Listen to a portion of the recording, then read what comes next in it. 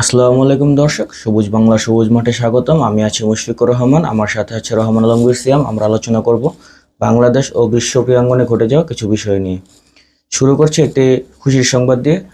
বাংলাদেশ নারী football team আমাদের একের পর এক চমক দেখিয়ে যাচ্ছেন। গত ম্যাচে লাওসকে 3-1 গোলে হারিয়ে আজ পূর্ব তিমুরকে 8-0 গোলে হারিয়ে একটি নতুন বিশ্ব রেকর্ডের মতো করেছে বাংলাদেশের জন্য। এই সম্পর্কে এই বিষয়টা আপনি কিভাবে দেখছেন? বাংলাদেশ নারী ফুটবলের যে টিমটি রয়েছে তারা কিন্তু আসলে আপনি যেরকমটি বললেন যে একের পর এক চমক, একের পর এক দুর্দান্ত খেলা, একের পর এক মানে অবিশ্বাসনীয় পারফরমেন্স আমাদেরকে দেখাচ্ছেন।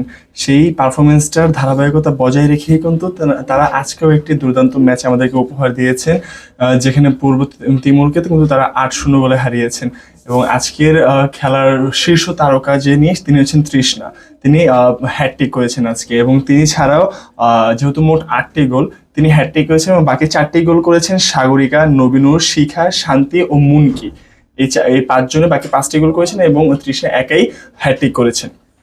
এবং আজকের খেলাটির সম্পর্কে যদি আমরা বলি, ধারাবাহিকতা যদি একটু বলতে চাই, তাহলে গত ম্যাচ যেটা আপনি বললেন যে লাওসকে 3-1 গোলে হারিয়েছে, এবং আজকে খেলাটিতে হারিয়েছে হলো কি 8-0 গোল।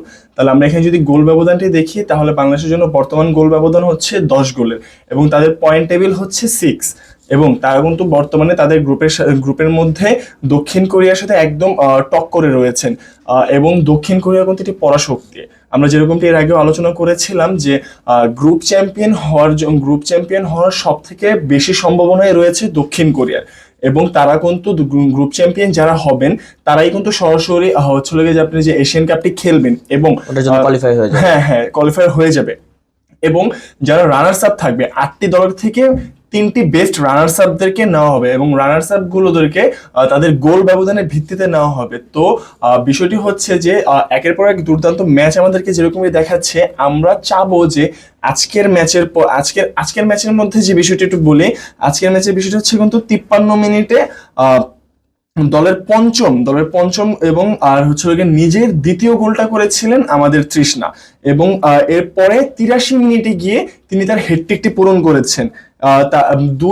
দুই অর্ধেকে, প্রথম হাফ এবং সেকেন্ড হাফে কিন্তু বাংলাদেশ খুব দুর্দান্ত খেলেছেন। প্রথম হাফে 4টি গোল করেছেন, দ্বিতীয় হাফে 4টি গোল করেছেন। এবং আজকের ম্যাচের আরো একটি বিষয় যেটি খুব দুর্দান্ত, সেটি হচ্ছে গিয়ে যে বাংলাদেশ নারী ফুটবল টিমের মধ্যে প্রথমবারের মতো একটি অলিম্পিক গোল করেছেন শান্তি মার্ডি। তিনি কিন্তু কর্নার কিকের মাধ্যমে কোনো অ্যাসিস্ট ছাড়া, কোনো প্লেয়ারের কাছে বল না দিয়ে তিনি কর্নার কিকের মাধ্যমে একটি গোল করেছেন। তো এটি কিন্তু বাংলাদেশ নারী ফুটবলের মধ্যে প্রথমবারের মতো হয়েছে, এবং এই অলিম্পিক গোলটি কিন্তু শান্তি মার্ডি নিজের নামে করে নিয়েছেন।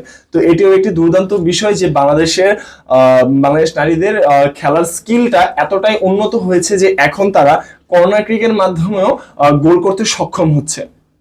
এছাড়াও যদি আরো বলতে চাই, তাহলে এই খেলাগুলো এতটা দুর্দান্ত পারফরমেন্স দেওয়াতে কিন্তু তাদের উপরে একটু সামান্য প্রেশার কিন্তু বেড়ে যাচ্ছে। তারা একের পর এক দুর্দান্ত খেলা দেখাচ্ছেন আমাদের, একের পর এক এরকম পুরস্কার দিচ্ছেন, এরকম সান্ত্বনাজনক ম্যাচ দিচ্ছেন, এরকম ভালো খেলার মাধ্যমে দলকে এগিয়ে নিয়ে যাচ্ছেন, সবার মাঝে দলকে পরিচয় করাচ্ছেন। তাদেরও কিন্তু একটি আশা, তাদের উপর মানুষের যে আশ্বাসটা রয়েছে সেটা কিন্তু বৃদ্ধি পাচ্ছে, দিনকে দিন এটা বৃদ্ধি পাচ্ছে। এবং আমাদের প্লেয়ারদের উপরে কিন্তু তার একটি প্রেশার যেটা আছে সেটা কিন্তু বাড়ছে, যেন তারা যেন খারাপ না হয়ে যায়, আগামীতে যেন তারা আরো ভালো করতে পারে, এটার একটা প্রেশার তাদের মাথায় থাকে। এবং সেই হিসেবে যদি বিবেচনা করি, তাহলে আমরা এখন কিন্তু বলতে গেলে সকলে এই বিষয়টা নিয়ে আশাবাদী যে বাংলাদেশ গ্রুপ চ্যাম্পিয়ন হয়ে এশিয়ান কাপের জন্য কোয়ালিফাই হবে। আমরা আশা করতে পারি যে দক্ষিণ কোরিয়াকে বাংলাদেশ হারাতে পারে। এটা আশা করা যায়, এটা একটি আশাবাদী জিনিস। কেননা আমরা যেরকমটি এর আগে বলেছি এবং আমরা দেখেছি যে যখন এশিয়ান কাপের কোয়ালিফায়ারের জন্য খেলা হচ্ছিল, তখন কিন্তু আমাদেরকে 74 ধাপ আগানো মিয়ানমারকেও কিন্তু তারা হারিয়েছে, এবং খুব ভালোভাবেই খেলে কিন্তু তারা হারিয়েছিল। তো আমাদের মাঝে কিন্তু তখন থেকেই একটা আশার মনে করেন যে ফুলকি তারা দিয়ে রেখেছে যে আমাদের থেকে যতই বেটার টিম হোক না কেন, আমরা যদি চেষ্টা করি তাহলে আমরা তাদেরকে হারাতে পারবো। কিন্তু এখানে যদি বাস্তবতার দিকটা বলি, তাহলে কিন্তু দক্ষিণ কোরিয়া কিন্তু খুবই একটি টাফ অপোনেন্ট আমাদের জন্য। দক্ষিণ কোরিয়া হচ্ছিল কি র্যাঙ্কিং এ 21তম। তো তাদের সাথে টক্কর দিয়ে খেলাটা এটি খুবই বলতে পারেন যে এক্সাইটমেন্টে ভরপুর প্রতিপক্ষ হিসেবে খুব ভালোভাবে নেওয়া লাগবে যাতে হ্যাঁ, মানে প্রিপারেশনটা নিয়ে যায়। ওদেরকে কোনোভাবেই ওদেরকে মানে এরকমটা নয় যে আমরা প্রতিবারই প্রতিটা ম্যাচে ভালো করেছি বিদায় যে আমরা আমাদের অপোনেন্টকে দুর্বল মনে করব, এরকমটা করা যাবে না। আমাদেরকে অবশ্যই আমাদের প্রতিটা অপোনেন্টকে তাদের র্যাঙ্কিং যেটাই হোক না কেন, তারা আমাদের থেকে র্যাঙ্কিং এর নিচে হোক উপরে হোক সমান হোক না কেন, তাদেরকে ওই একই পরিমাণ এফোর্টস দিয়ে একই পরিমাণ গুরুত্ব দিয়ে খেলতে হবে, যাতে আমরা আমাদের খেলার যে ধারাবাহিকতাটা রয়েছে সেটা বজায় রাখতে পারি।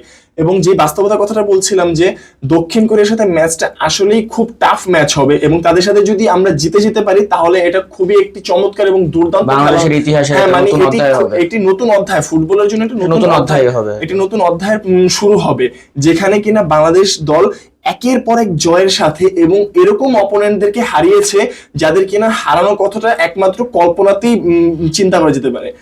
আরেকটি বাস্তবতা যেহেতু বলছে যে যদি হারাতে নাও পারে, তাহলে আমরা যে কথাটি বললাম যে আমরা আশাবাদী থাকবো যে দক্ষিণ কোরিয়ার সাথে তারা একটি খুব ভালো গোল ব্যবধান রাখবেন, যাতে রানার্স আপ হয়ে গ্রুপের রানার্স আপ হয়ে যেন গোল ব্যবধানের ভিত্তিতে যেন তারা এশিয়ান কাপের জন্য কোয়ালিফাই করতে পারে, এটা আমরা আশাবাদী থাকবো। আচ্ছা ভাই, আরেকটা বিষয় হচ্ছে চীন সফর বাতিল করে নতুন প্রতিপক্ষ বেছে নিল আর্জেন্টিনা। ইতিমধ্যে 2000 বিশ্বকাপের টিকিট নিশ্চিত করেছে দলটি। চীন সফরে যাওয়ার কথা ছিল লিওনেল স্কেলনের দলটি, তবে সেটি বাতিল করে নতুন প্রতিপক্ষ হিসেবে মেক্সিকোর নাম চূড়ান্ত করা হয়েছে। এই বিষয়টি আপনি কিভাবে দেখছেন?